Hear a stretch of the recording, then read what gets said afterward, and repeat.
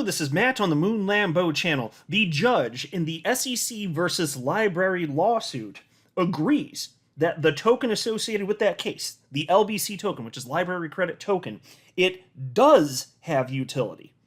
And I've got to tell you, like right here at the outset, this is going to impact what happens in the Ripple case one way or another. It's going to be used as persuasive evidence. So however this plays out, we'll see. But in terms of precedent, understand, this case is going to come to its conclusion before the Ripple case concludes. And so that's why it's amazing. Like in some ways, I'm super optimistic, but admittedly a bit nervous at times because, like, the arguments you'll see as I get into the nuts and bolts is, but what the SEC is actually arguing in court, like I know I've said this before, but I want to explain why. Like, if their argument stands, this is precedent. Everything is a security, like that. No less than that is at stake. And so then I heard Jeremy Kauffman in a recent interview with attorney John Deaton. He was on his Crypto Law YouTube channel. He was explaining that the judge, frankly, seems a bit confused about the law and what do you apply as precedent to this case? Like what's the actual rule? And so then you sit here thinking, well, if the judge doesn't even know, as Jeremy Kauffman, who's the founder and CEO of LBRY, pointed out, well, how's the typical market participant or entrepreneur engaging in blockchain in the world of crypto in the United States, how are they supposed to know what to do if the judge here doesn't? But then that's also kind of concerning because it's not that the judge is stupid or anything like that, but let's just say the judge is new to crypto and has been around for quite a while. Let's just word it like that.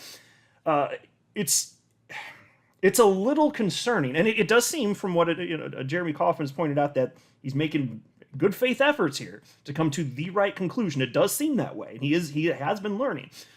But my gosh, with how much is at stake here, like what do you even use as precedent? But before sharing any additional thoughts and specifics of this case, I do want to be clear, I do not have a legal or financial background of any kind. I am not offering legal or financial advice, and you definitely should not buy or sell anything because of anything I say or write. I'm just an enthusiast who enjoys making YouTube videos about crypto-related topics, but just as a hobby and just for fun. And so this dates back to Wednesday, so I've got stuff from Wednesday, also stuff from yesterday, Thursday, as well as some stuff on this topic from Friday, which is today. And so before... actually, I should mention this. I don't think I said this yet. Wednesday is the date that Jeremy Kauffman and LBRY and the SEC they met for their court date. And so there's a couple ways this could go. We believe that there's going to be summary judgments. There will be a final decision made unilaterally by the judge in terms of the outcome of this case. There's still, it seems, based on what I've read, that there could be, in theory, like a jury trial, in which case this thing gets dragged out for, I don't know exactly what that would look like. That it doesn't seem like that's the most likely outcome here. And so the court case, the day it happened was Wednesday, so it's done. It's in the record books. And so right before the court date, Jeremy Kauffman tweeted out the following. He wrote, "I'll be in federal court today, where cameras still aren't allowed, and it won't be live streamed because it's the 18th century." It's kind of silly, isn't it? They don't live stream. And then he said, "It's insane that America is considered the freest country in the world when what LBRY wanted to do could be described in 3 sentences. But it's taken $3 to $5 million in 4+ years to get permission." So think about this. And Jeremy Kauffman has said this on at least a couple different occasions that I've seen. He's talked about how painful there's just the slow drop of figuring this all out. He's been at this over 4 years. Like, can you imagine the emotional toll that will take on a person? It's amazing to me, like, the degree to which he's got the gusto he does and fights back hard. Like, he really is continuing to push back. He is not cowering. But still, that has to take an emotional toll on a person, right? And so there was also this from right before. Here's a picture of Jeremy Kauffman, again, founder of LBRY. And he shared a picture of himself and wrote the following right before he's about to go into court. And he said, "About to go into court to defend LBRY and crypto. They take your phone, so no more updates after this." And then after the court case, he shared the following. And this is where we started to get some tidbits. And this is important, again, for everybody invested in crypto, but certainly for everybody invested in XRP. Because that's the case that's going to, the most important case after this. Well, I'm not saying one is necessarily more important than the other, but the case that will be the most important after this is settled anyway. The next thing that comes up that's gigantic is the Ripple lawsuit, right?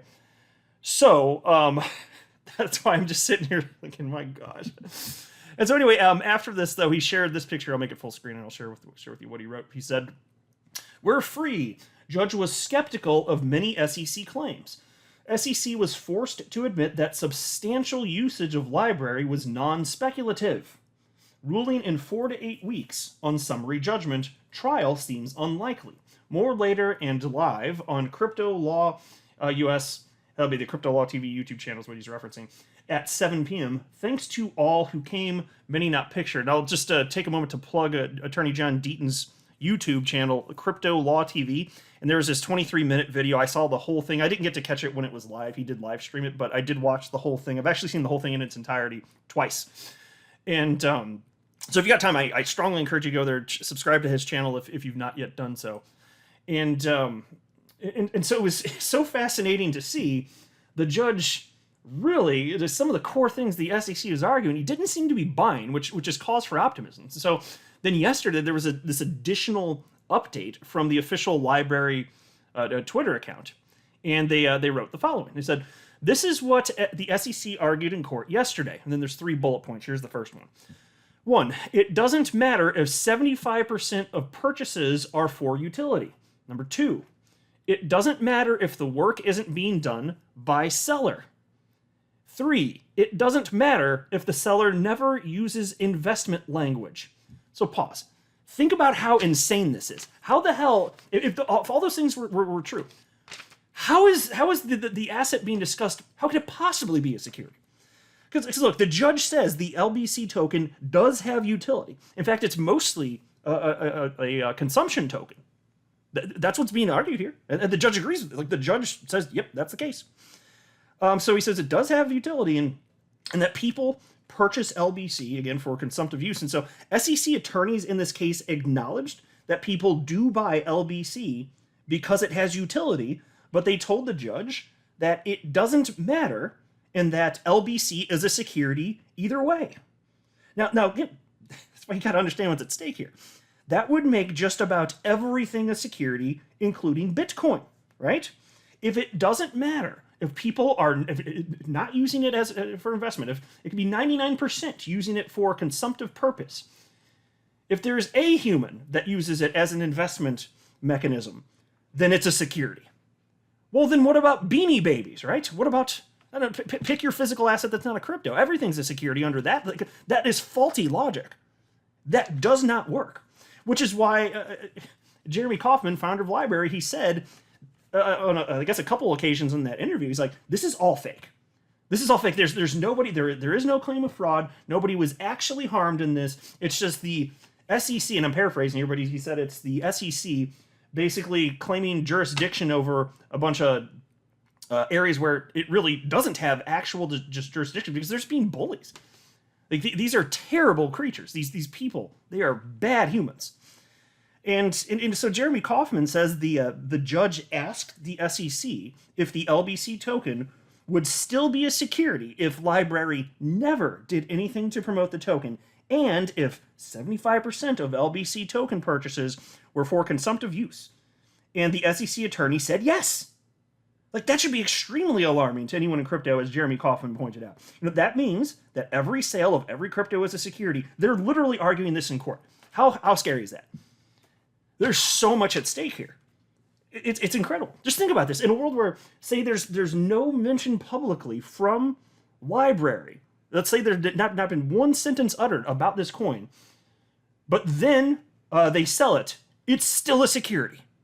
So there is no promotion. It's a utility token. Still, it's a security, though, magically. This can't stand. These people are destroying an entire asset class in the United States. An entire asset class. You can't overstate how severe this is. And then there was this from my fellow XRP YouTuber Brad Kimes, and he wrote in response to this topic, and he shared Jeremy Kauffman's tweet. He said, "Outstanding, Jeremy Kauffman." And then he tagged John Deaton and attorney Jeremy Hogan and said, "Didn't one of you guys mention that the judge in the Ripple case could use this judgment to inform their ruling?" And he's correct. Brad Kimes is correct. And it was Jeremy Hogan. I can't recall off the top of my head if attorney Deaton said that, but I knew that attorney Hogan had. And so he responded with a couple tweets. The first one reads as follows. Yes, whoever wins the LBRY, meaning the LBRY case, will surely use it as persuasive authority. And then he decided to add to that a little bit. He said, I didn't say that correctly, distracted by my daughter being cute. Oh. Better said equals the opinion will be used as persuasive authority for whichever side it is helpful. So there is no question, really. I haven't seen any pushback against this idea. It's going to impact the Ripple case. It's a question of what degree. Now, the good news is it's not going to be legally binding, but it can still be a persuasive authority, right? I mean, well, it is. That's definitionally what it is. It's persuasive authority. Big stuff here. So I am rooting for LBRY and Jeremy Kauffman. I think there's a good chance they come out better on the other side of this thing, and that would be a big deal. And I'll tell you this too. Jeremy Kauffman said in his interview with Deaton a couple days ago, he's like, if they just, said, look, here you just admit, just pay a fine, admit that you did something wrong, and then if in theory after that the LBC token is no longer security, can move forward. He's like, yeah, I'm paraphrasing here again. He's like, yeah, I'll play that game, jump through those hoops, right? Because I don't care, because it's all fake. He called this whole thing fake multiple times. He's like, I don't care. Basically he just wants it to be over with. And the SEC has never allowed a path forward. They've never offered any constructive criticism or ideas about how he and LBRY can fall within compliance short of registering the LBC token as a security. But who would have the audacity to even do that, given that it's decentralized and it's open source code that isn't LBRY's? Can you imagine? But still, that's what the SEC, that's it. Register it as a security. Now, of course, you can't do that either. As I learned some months ago, Brad Garlinghouse brought this up. It's like, in order to successfully register a security, you have to know who is buying and selling every single transaction. Well, due to the nature of crypto, you can't. So it's not even possible. They're just saying, do this thing, which literally is impossible. It's completely outrageous. So I really hope that they come up better on the other side of this. I'm optimistic, but we don't know. So we're probably going to find out within the next 4 to 8 weeks. But even if there's some sort of I don't know what the potential outcomes could be, but even if there's some sort of penalty that has to be paid or something, clearly Jeremy Kauffman's like, yeah, whatever. It's just, there needs to be a path forward. And he also made it clear that the judge does seem to understand what's at stake here. And he and Attorney Deaton both seem to think that the judge probably really doesn't enjoy being in this position. And that part I would definitely easily believe. I'm not a financial advisor. You should not buy or sell anything because of anything that I say or write. That would be a very, very, very bad idea. Until next time, to the moon, Lambo.